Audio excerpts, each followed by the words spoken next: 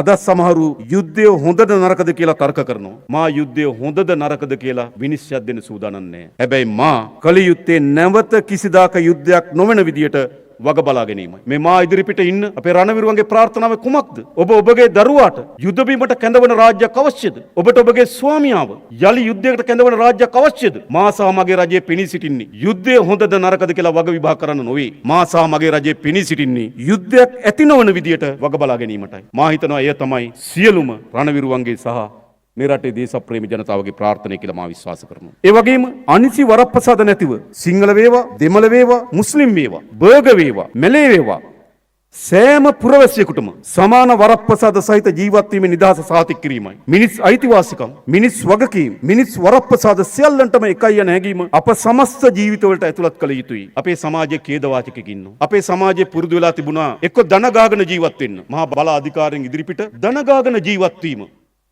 පුරුදුයි. එසේ නැත්නම් බියටපත් වී ජීවත් වීම පුරුදුයි. පුරුදු දෙකක් තිබුණා. එක පුරුද්දක් තමයි මහා බලය හිමි කණ්ඩායම් ඉදිරිපිට ධන ගාගෙන ජීවත් වීම උන්ට පුරුදුයි. එසේ නැත්නම් මහා බලවත් කණ්ඩායම් වලට බිය ජීවත් වීමට උන්ට පුරුදුයි. හැබැයි උන්ට නිදහස ප්‍රජාතන්ත්‍රවාදී රාජ්‍යයක ජීවත් වීමට පුරුදු නෑ සමහර කණ්ඩායම් වල. ප්‍රජාතන්ත්‍රවාදය නිදහස ඒ හැම කෙනාම ගෞරවය ආරක්ෂා කරන දෙයක්. හැම කෙනාගේම වටිනාකම් ආරක්ෂා කරන දෙයක්. හැම කෙනාටම සම අයිතිවාසිකම් පුදන දෙයක්. හැබැයි කණ්ඩායම් ඉන්නවා ප්‍රජාතන්ත්‍රවාදී නිදහසට ජීවත් වෙලා පුරුදු නෑ. උන්ට කැමති ගැටුම, උන්ට කැමති අපහාස, උන්ට කැමති අවලාද. මේක අපේ රාජ්‍යය. නමුත් අපි කැපවී සිටිනවා ප්‍රජාතන්ත්‍රවාදී සහ නිදහස් රාජ්‍යයක් වෙනුවෙන්. හැකියාව, දක්ෂතාවය, කුසලතාවය ඇති සියලු දෙනාට ඉදිරියට එන්නට හැකි රටක් නිර්මාණය කළ යුතුයි. විශේෂ වරප්‍රසාද වලින් වැජබුණු සමහරුන්ට ඒක වේදනාවට කාරණයක් වෙන්න පුළුවන්. සියලු දෙනා නීති ඉදිරියේ සමාන වීම අතිවරප්‍රසාද ලයිස කණ්ඩායම් වලට වේදනාවට කාරණයක් වෙන්න පුළුවන්. Taman විශේෂයි කියා හිතමින් අනේකා පීඩාවට පත් කළ අය තවදුරටත් විශේෂ නොවීම නිසා කලබල වෙන්න පුළුවන්. Taman විශේෂයි කියලා හිතුවා. Taman නීතියට වඩා උඩින් කියලා හිතුවා. Tamanට විශේෂ වරප්‍රසාද තියෙනවා කියලා හිතුවා. හැබැයි ඒවා අහිමි වෙනකොට විශේෂ නොවීම නිසා කලබල වෙන්න පුළුවන්. ඉතිහාසයේ කිසි දවසක නොවන විදියට තරාතිරම නොබලා නීතිය හඹා ඒම ගැන ඔවුන් වීරුවට එන්න පුළුවන්. නමුත් අපි සර්ව සාධාරණත්වය උදෙසා කොන්දේසි විරහිත කැපී පිටිනු ජනතාවගේ අභිලාෂයන් තිරසාරව ඉටු කරනවා. මම හිතනවා මේ මියගේ රණවිරුවන්ගේ ප්‍රාර්ථනාව ඒක. ඔවුන් කිසිවෙක් ප්‍රාර්ථනා කරේ නැහැ නීතියට උඩින් ඉන්න වරප්‍රසාදයේ පිරිස. ඔවුන් කිසිවෙක් ප්‍රාර්ථනා කරේ නැහැ සාමාන්‍ය සමාජයේ තියෙන පොදු රීතීන් වලට උඩින් ඉන්න පිරිස. ඒ ප්‍රාර්ථනාව අපි ඉටු කළ යුතුයි. අපි මේ සමරම සිදු කරන මාසය ආගමික වශයෙන් ඉතාමත් සුවිශේෂී මාසයක්. ලෝකෙට කරුණාව, මෛත්‍රිය සහ සාමයේ පණිවිඩය ලබා දුන් ශාස්ත්‍රූරයෙකු බුදුන් වහන්සේගේ තැමගුල අපි මේ මාසයේ සමරනවා. බුදුදහම පදනම් වන්නේ පරම අහිංසාව, දයාව සහ සියලු සත්වයන් කෙරෙහි පවතින අප්‍රමාණ මෛත්‍රිය මත. අපේ රට চিරාත් කාලයක් මුළුල්ලේ මේ උදාර ධර්මයේ මත පිහිටා කටයුතු කරනවා.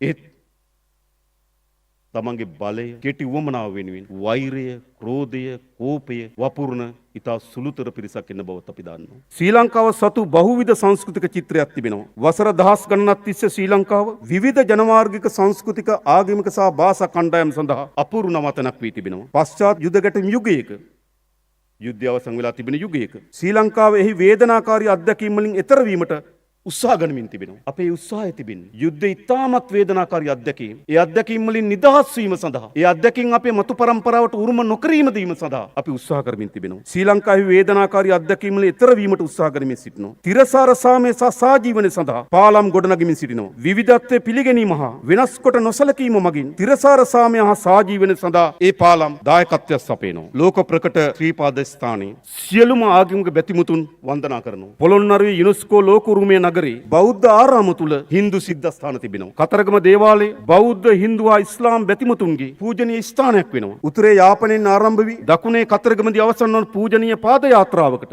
සියලු බැතිමතුන් එකතු වෙනවා. කිරිවේර වඳින්න යන බැතිමතුන් දේවාලයටත් යනවා. ස්වභාවික ව්‍යසනයක් මොහොතක ජාතිකත්ව වෙනුවට මනුස්සත්වය උතුරා යනවා. නැතිබැරි මොහොතක කිසිදු ભેදකින් තොරව මිනිස්සු උපකාර කරනවා. මෙතරම් ආස්වාදජනක මිනිස් සමාජයකට මොනතරම් විශිෂ්ට රටක් ගොඩනගන්න පුළුවන්ද? මෙතරම් සංස්කෘතික මිශ්‍රතාවයක් තිබෙන එකිනෙකාගේ ආගමික බැඳීම් මහා මිශ්‍ර වී තිබෙන අපූර්වත්වයෙන් පිරි රාජ්‍ය. එවැනි මිනිස් සමාජය අපිට මොනතරම් අපූර්ව රාජ්‍යයක් නිර්මාණය කළ හැකිද? අප අත්විඳින ලද විනාශයන් ඉතිහාසයට සීමා කළ යුතු ගිය උදා වී තිබෙනවා.